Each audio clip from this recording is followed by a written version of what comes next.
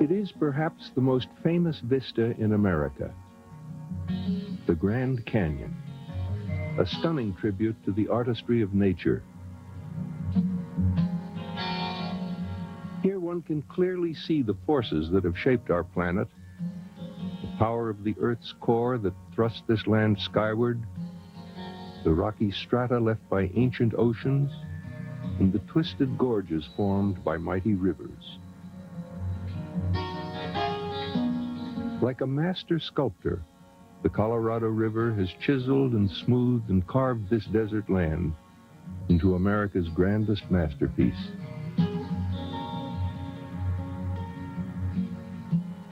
The Grand Canyon.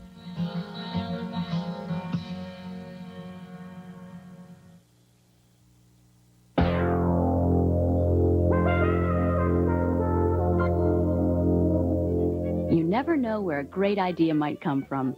In the case of Morris Mictum, inventor of the teddy bear, it came from a newspaper. In 1902, Mictum, a 32-year-old Russian immigrant who owned a candy store, saw an editorial cartoon in the Washington Star. It showed President Theodore Roosevelt standing, rifle in hand, with his back turned to a cowering bear cub. The cartoon inspired Mictum to make a stuffed bear cub and place it in his candy store window with the original cartoon. He called his creation Teddy's Bear, and even received approval to use Roosevelt's name. The stuffed bear was an instant hit with the public. Mictum began manufacturing stuffed bears with button eyes and a friendly charm that has brought joy to millions of children. Morris Mictum, a story of American ingenuity.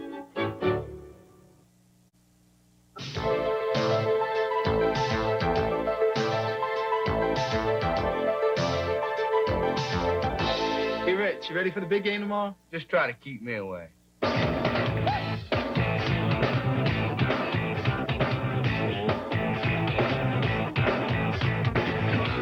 A disability doesn't mean life on the sidelines.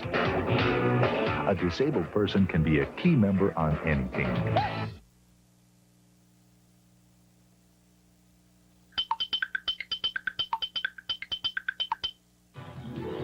This state contains one of the largest Indian petroglyphs in the nation.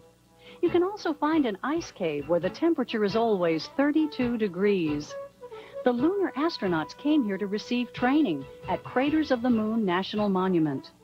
Even though this state is completely landlocked, one of its towns is a Pacific Ocean port, since ships can travel the 500 miles from the ocean on the Columbia and Snake Rivers. The deepest gorge in the country is in this state, as well as the richest silver mines and one of the biggest lead mines. It also produces more potatoes than any other state and has one of the most famous ski resorts in the world. It became the 43rd state in 1890, and its capital is Boise. Which state is it? It's Idaho. These planes sure are workhorses. Just look at this engine. It's lubricated with castor oil.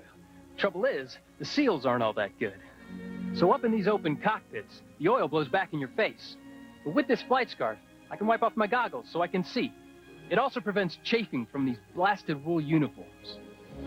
Today, the scarf has evolved to become part of the Air Force flight uniform. The flight scarf, part of our American military heritage. Although the first large-scale fireworks display took place in Italy in the 1500s, fireworks on the 4th of July started with the birth of the United States of America. When the colonists had voted for independence in 1776, John Adams wrote, "This day ought to be solemnized with pomp and parade, with shows and games, bonfires and illuminations, from one end of this continent to the other, from this time forward." Today's fireworks are the illuminations that Adams hoped for. With the passage of time, they have also come to represent the early artillery shells used in the fight to gain independence. But today, most see them as fun, an exciting way to honor America's birthday and join others in a colorful celebration of pride in our country. 4th of July fireworks, a tradition as old as America. If I had to, I could give you 1,000,000 reasons to donate through the combined federal campaign. First, I'd tell you how the CFC makes sure that the highest percentage of your contribution is given directly to the agencies you support. Then I'd remind you that this is our campaign. When we donate through the CFC, we're the ones who choose which agencies receive our support. I'd also tell you that through payroll deduction, giving every month adds up to a lot of help each year. But you know, the best reason to donate to the CFC is it really makes a difference.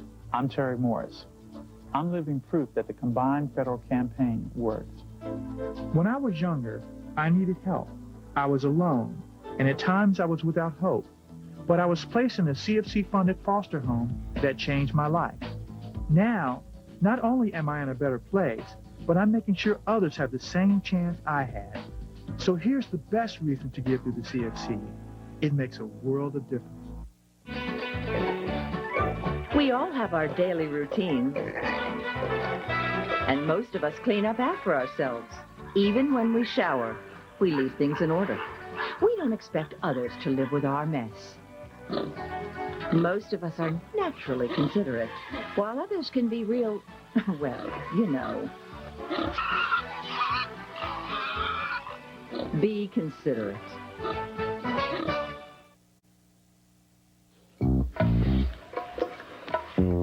Sally wants to be a surgeon when she grows up. Maybe someday she'll operate on you. Now, would you like this free booklet of simple ways you can help improve her education? Call 1-800-96-PROMISE. Fiber can be found in a variety of foods, including bran and cracked wheat breads. Whole oats and brown rice are a great source of fiber, as well as whole grain pastas. Most raw vegetables and fruits are high in fiber. Fiber is an essential part of a healthy diet because it aids digestion, and foods high in fiber are low in fat. But the best benefit about foods containing fiber is that they taste great. American poet Henry Wadsworth Longfellow was born in 1807 in Maine. He was educated there and in Europe. Longfellow taught at Harvard, but he increasingly devoted his efforts to writing. This is the forest primeval, the murmuring... Longfellow used Acadian legends to write Evangeline and Indian tales to write Hiawatha. By the shores of Gitche-Gumee, by the shining Big Sea water, stood... Longfellow sought a truly American poetic voice. Listen, my children, and you shall hear of the midnight ride of Paul Revere. Millions of American school children have been introduced to poetry through Paul Revere's ride. One if by land and two if by sea. The lanterns in the church tower signaled Revere to begin his all-night ride. A voice in the darkness, a knock at the door, and a word that shall echo forevermore. Longfellow's poetry brought American legends to the attention of the world and made the poet widely admired in his own time. If it's going to happen for you, it's because you make it happen. Can I see Latin lunch? Bring it up. That means college and paying tuition. The answer could be an Air Force ROTC scholarship. How many F-16s you bringing in, Major? You'll get an education and the training to become an Air Force officer. Yeah, man, radio check. 1, 2, 3, 3, 2, 1. Okay, 2 F-16s to hot 6, rhino position and hold. Let me take a look at this guy. Right that tower, back 666, 7 miles northeast with the cardiac. Roger, Ronnie, thanks. Hold those 2 F-16s short. Send the F-50 area. Switch to ILS. In-flight emergency, aerovac 666 on the ground in 7 minutes with cardiac patient. Airvac's 2 miles out. With an Air Force ROTC scholarship, you can go as far as your talent and drive take you.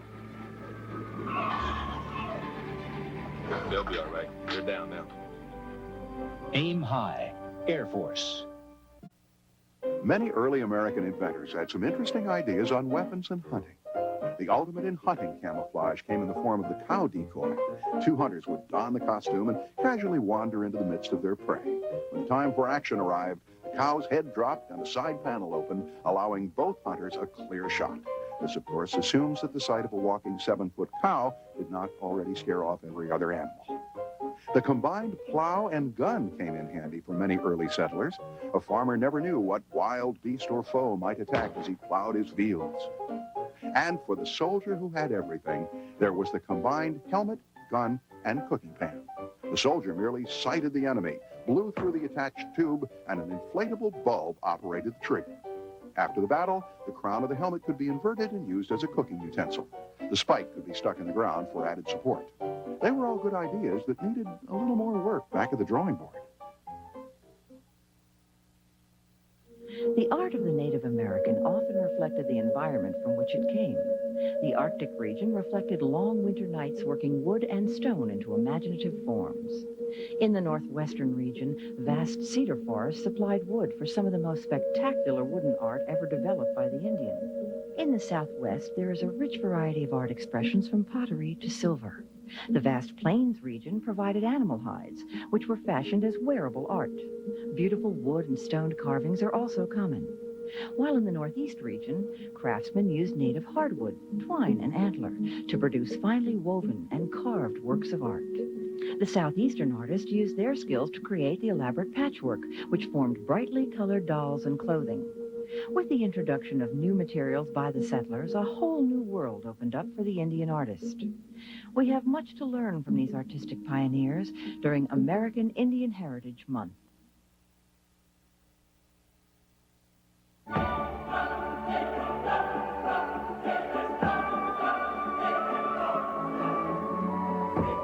It takes many different ingredients to make a nutritious loaf of bread.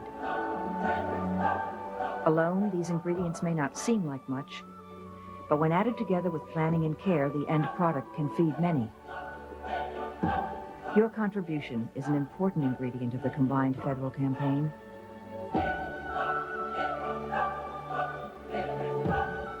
The CFC represents over 500 U.S. agencies serving millions of people worldwide.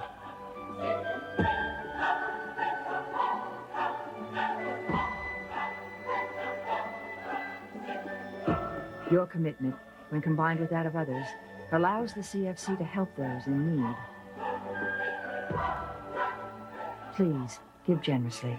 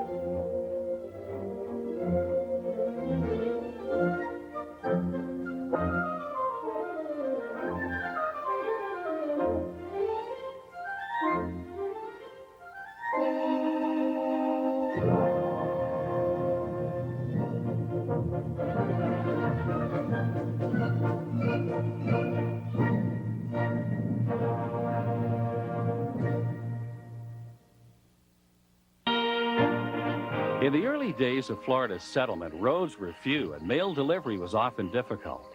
So if someone sent a letter from Palm Beach to Miami, the letter first had to travel by boat and train to New York, then by ship to Havana, then by schooner to Miami. The letter had to travel 3,000 miles and took as much as 2 months to arrive. A person could have literally walked it there faster. The U.S. Post Office soon realized this, and in 1885 established the barefoot route. Mail carriers were hired to walk the 136 miles barefoot along the shore, crossing the inlets in rowboats they stowed in the brush. The journey was hazardous and physically demanding, and one carrier even lost his life in the line of duty. When railroads finally linked the settlements in 1892, the route was discontinued. Today, a marker at the Hillsborough Lighthouse silently honors the barefoot mailmen who served the area.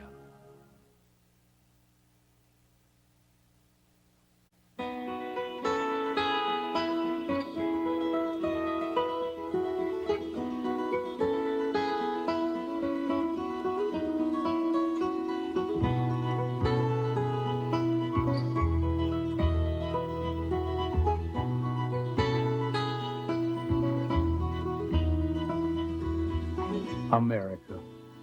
We have a lot to be thankful for.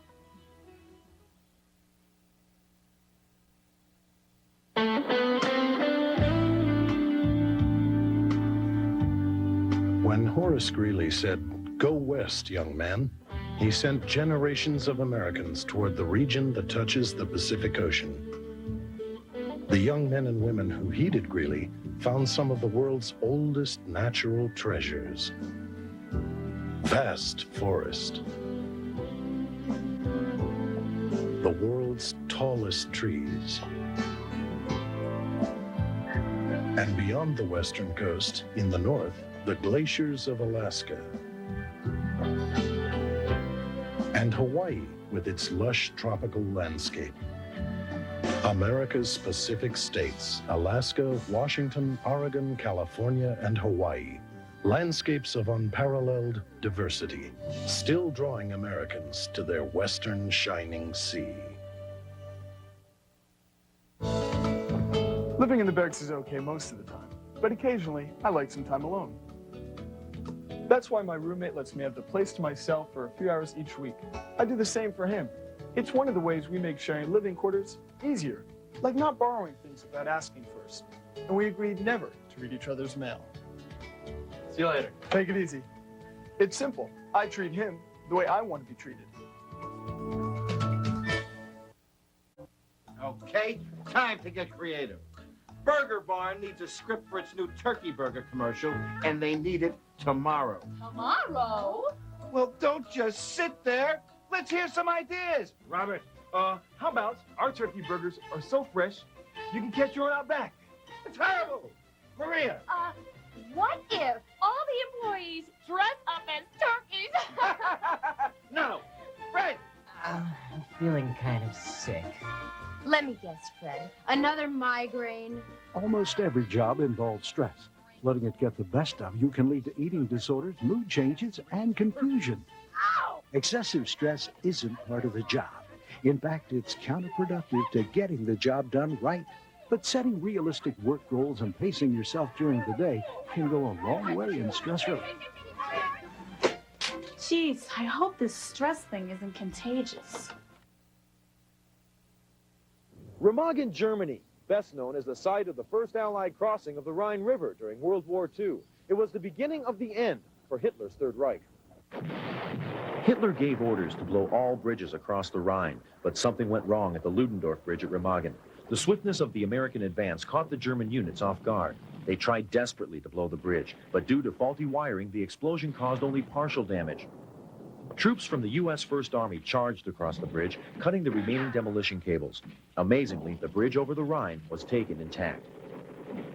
For 10 days, the enemy tried to destroy the bridge with air attacks and even V-2 rockets, but the Allies continued to pour across it into the heart of Germany. The bridge finally collapsed from the explosion damage, but by then pontoon bridges had been assembled downriver. The Ludendorff Bridge was never rebuilt. The taking of the bridge at Remagen, an event that helped shape the outcome of World War II. In Pigeon Cove, Massachusetts, just north of Gloucester, there is one of those strange bits of eccentricity that you will find only in America. A house made entirely of paper. The house was the unique creation of Swedish immigrant Ellis Stenman. The walls, which look like gloss-coated wood, are really formed with tightly packed, yellowed wedges of newspaper. The beaded curtains that hang in the windows are intricately twisted magazines. The same for the tables, chairs, and the fireplace mantel. It's all made out of paper. The piano, the lamps, and even a desk. A desk made up entirely of stories about the Lindbergh kidnapping.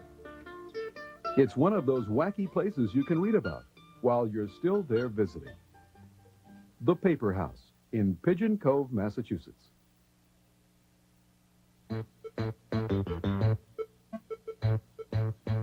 Good evening, Zena. Allow me to assist you with your meal selection. Yes, thank you, Omicron. What should I have for an entree? You may choose from meat, poultry, or seafood. I'll have the broiled chicken, skinless, please. Very good choice. To go along with that, may I recommend wild rice to fulfill the grain requirement? Yes. Do I also need a vegetable? Yes, because each food group provides some, but not all, of the nutrients you need. For good health, you need to plan daily meals, choosing food from each of the 5 food groups. Very well. I'll have the broccoli. Excellent combination. You still need to fill the dairy and fruit categories. I'll have skim milk for dairy and raspberries for dessert. Bon appetit. Choose wisely from the 5 food groups. It could help you stay fit and healthy well into the next century.